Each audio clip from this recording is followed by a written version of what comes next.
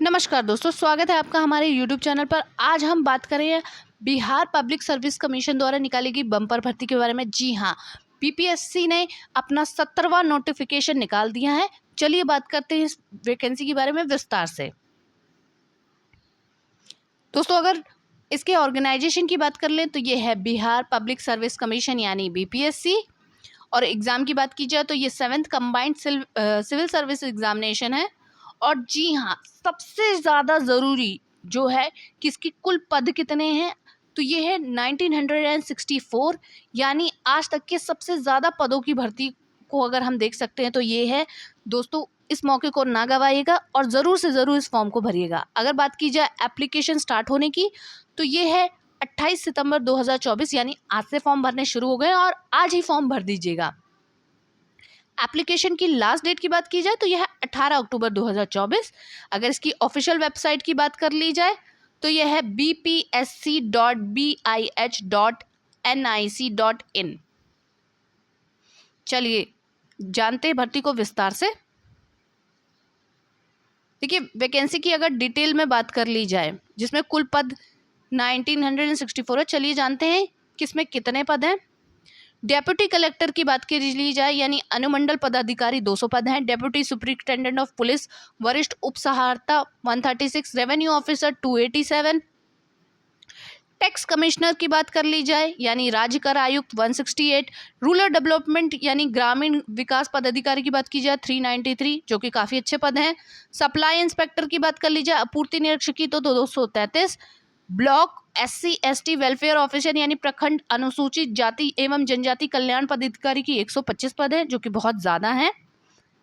साथ ही हैं various department 422 पद हैं, यानी कुल मिलाकर 1964 पद हैं। जी हाँ दोस्तों, बिल्कुल देरी मत कीजिएगा इसे भरने में।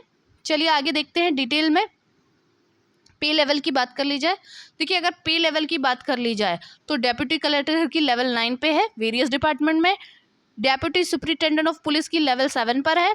बिहार पुलिस रेवेन्यू ऑफिसर की लेवल 7 है और टैक्स कमिश्नर की भी लेवल 7 है। रूरल डेवलपमेंट वाले की भी 7 है और सप्लाई इंस्पेक्टर यानी कि यहाँ जितने की भी आप बाकी की है सबकी लेवल 7 पर दिख रही होगी आपको।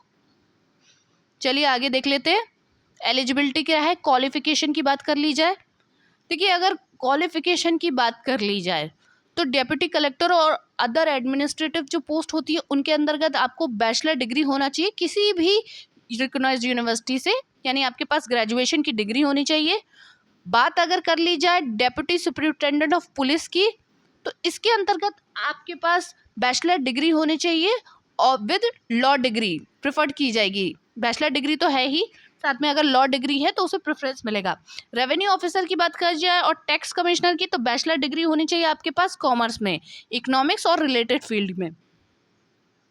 अदर पोस्ट में आपके पास होना चाहिए बैचलर डिग्री जिस भी फील्ड में ऑफिशियल रिलेवेंट नोटिफिकेशन में दिया गया हो। ठीक है, चलिए एज लिमिट की बात कर ली जाती है। आयु सीमा की बात कर ली जाए तो देखिए जर्नल में मेल के लिए 20 वर्ष मिनिमम है, न्यूनतम है, और अधिकतम 37 ईयर्स ओल्ड। फीमेल की बात कर ली जाए तो 20 वर्ष और अधिकतम 40 वर्ष। BC EBC फीमेल और मेल की बात कर ली जाए तो 20 वर्ष 40 वर्ष। SC/ST मेल और फीमेल की बात करी जाए तो 20 वर्ष न्यूनतम है और अधिकतम की जाए तो 42 वर्ष। चलिए जानते हैं एप्लीकेशन फ़ीस की बात कर लेते हैं। चलिए जानते हैं कितनी फ़ीस लगेगी इसकी। देखिए अगर जर्नल BC और EWS कैटेगरी की बात की जाए तो 600 रुपये है। ST/SC बिहार स्टेट के हैं तो आपको 150 रुपये देनी चलेगी।